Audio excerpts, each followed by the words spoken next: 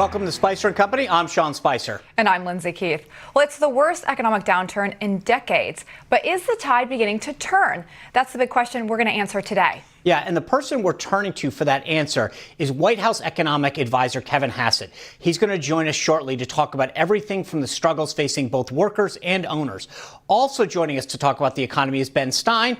He's been a presidential speechwriter, an actor, a columnist, a TV show, but the list goes on and on. But he's also an economist. Let's look at the big picture, though, overall. Right now, all 50 states have started to reopen. And with that news comes some optimism that the economy will start rebounding. But we have a big hole to dig out of. Since states started closing down, the jobless stats are staggering. The unemployment rate is 14.7%, and the number of jobless claims is 36.5 million. But despite those numbers, and Democrats already calling for more stimulus, there is optimism coming from the White House. Check out this story on Newsmax.com. Trump advisor Hassett, U.S. may not need more relief aid.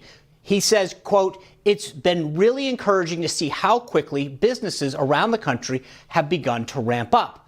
But with social distancing restrictions and small and large businesses closing, how quickly can the economy bounce back?" Well, here to answer that is the man himself. We welcome in White House economic advisor Kevin Hassett. Kevin, welcome. It's great to be here, Sean. Good to see you, man. Good to see you. So here's the concern is that I know you're talking about how businesses are starting to reopen, but those are the ones, frankly, that have made it through. And I think that you've got a lot of companies, whether it's restaurants or small businesses or even some big companies, that frankly are saying we can't come back. It's been such a devastating toll. How do we get that part of those employees, that business taken care of? Well, I think that if you look at the latest jobs report, Sean, then one of the things that we saw was that almost everybody who was unemployed, 18 million people, responded to the survey that they expected to be reemployed soon. And so, the hope is that as the economy ramps up, that we get back to sort of where we were in January faster than maybe a lot of Wall Street folks expect. The thing is that, as you know, we work so closely together, Sean, that I'm always like digging deeply into the data. And we have all sorts of good real-time data now on what's going on in the U.S. economy. And one of the things we watch closely is just a measure of the percentage of businesses that are open. And on April 11th, it was only 50% because there were essential businesses that were open and things like grocery stores and so on. But 50% of businesses in the U.S. were closed. Yesterday, that number was at 62%. So the gradual opening is beginning to show up. But today, it jumped from 62% to 67%. Right. And so the question is just how close do we get back to where we were in January, as we open up? And I think that we're not going to get all the way there, but we are getting, you got to admit, in the right direction. We're moving in the right direction way faster than seemed possible just a couple of weeks ago. There's no question we're moving in the right direction. I think the concern, though, is that there are a lot of, small businesses and restaurants that just won't be there on the flip side. One of the concerns I actually have had brought up to me from small businesses is because of some of the stimulus checks that are getting mailed out to workers, they've been disincentivized to actually go to work, even if the company's open or doing some kind of limited business, because they're making more money sitting at home than they are if they went to work. Is there a concern about employees not being incentivized to get back in if they're getting these checks? Well, first of all, I met with the president and a whole bunch of restaurant owners yesterday, and we talked through very, very specific details about their problems to try to think about, what other policy changes we might need specifically for restaurants. And the president mentioned that he's interested in potentially returning the deductibility of business lunches and so on, and also maybe coming up with something he's calling the Explore America credit for people so that maybe they get a little bit of help from the tax man if they're going on a vacation or going to a restaurant or something. So I think for sure, we're looking specifically at businesses right now and trying to think about exactly what it is that we can do to help them get going.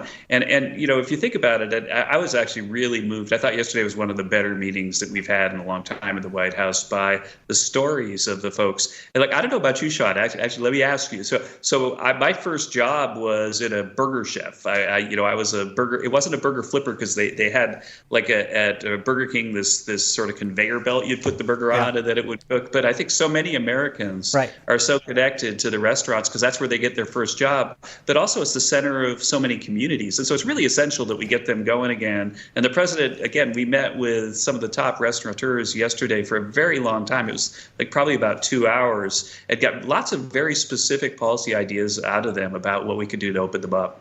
So let me ask you, and I think that meeting was great because you're right, those restaurants are so key to so many neighborhoods. Like you like to walk down the street and you're right, so many people get their first job there. That's where they maybe go to after school. They live off tips. But one of the things, the Fed chair, Jerome Powell, asked if the economy can recover without a vaccine. Let me tie that into my next question, though. We live in a litigious world. Everyone sues everyone for everything.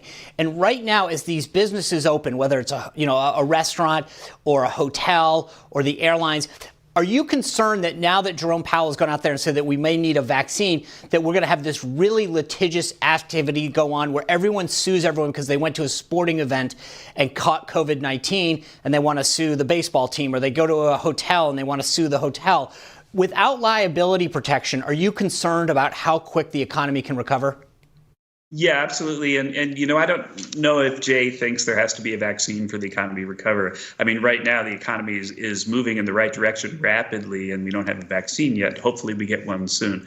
But yeah, I think that liability protection is, one of the top priorities for this administration, for the president, because people want to know. And it came up yesterday at the restaurant meeting. The restaurants were saying, geez, we need liability protection because if somebody, comes to my restaurant and then, later that week gets COVID, they're going to claim it was me because I'm the deep pocket that they can sue. And so it's definitely something that the legal team, White House counsel's office, and the Justice Department, everybody's talking about how to do it. And I would guess that if there's another round of legislation, that's going to be one of the main asks of Republicans for the next bill.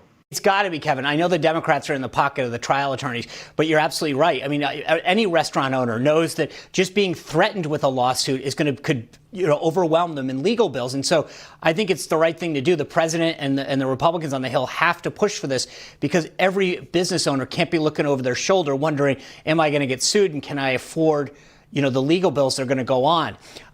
One other thing that's interesting and, kind of asking for a friend, but as summer creeps in and schools get out, and I know that they're not in, a lot of families who have kids had relied on their kids going to summer camp, right? And you're hearing over and over again that these camps are not going to go forward. They're closing down.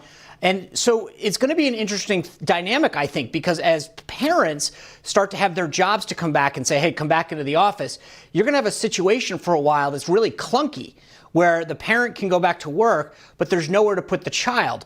Is that something that you guys are looking at or thinking about? Because I think right now, as you're seeing more and more camps get canceled, there's going to be a real concern about parents about what to do this summer. Yeah, absolutely. You nailed it, and your intuition is spot on. In fact, very early on in my second run here at the White House, the vice president asked me to make a presentation about the sort of long-run economics of the disruption and, what coming back looks like. And one of the points of emphasis for me after looking at what the economics profession has done to model, big shocks like this is that getting the schools open and open safely is a big part of the problem. Because when the schools are closed, then there's so many two-earner families where one of the earners basically has to stay home and take care of the kids. And so you basically have a big negative GDP effect of school closures. It's in the academic literature. And so we absolutely have to get schools, and you're right to mention summer camps, because what happens is that a lot of childcare happens at summer camps and then it happens at schools. We need to get them open as soon as it's safe to do that. And it's something that, the task force is studying very, very carefully. I expect we'll have more guidance about that sometime soon. I talked about the very issue with Dr. Birx yesterday. And so yeah, absolutely, it's something that's being studied. Now, if you go to the CDC website, then one of the things that they do is they have data on mortality statistics. And while there are definitely, we're learning every day new and terrible things about the virus, one of the things that's hopeful is that the mortality probability is very, very low for young people. And so I think that there's a possibility that, while of course we're going to have to be incredibly vigilant about nursing homes and so on, that we'll be able to come up with a plan that allows people to basically find a place for their kids to go, maybe even this summer. Right. Of course, actually, that's going to be up to the governors. Yeah, if you guys could figure that out, if you could figure that part out real quick, get these camps open again, it would definitely be appreciated.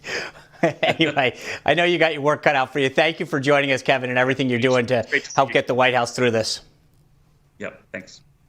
All right, well, we're going to continue talking about the economy with the one and only Ben Stein. Does the actor, author, and economist support what the administration's doing to jumpstart small businesses? Plus, Grover Norquist of Americans for Tax Reform and his campaign against taxes and government spending. How would he cut this massive budget deficit that we're racking up? And Ronan Farrow, he's been reporting on media cover-ups for quite some time. But now, check this out, he's the one being attacked. Our media panel is here to help uncover why Ronan Farrow is now the target. All that and more coming up.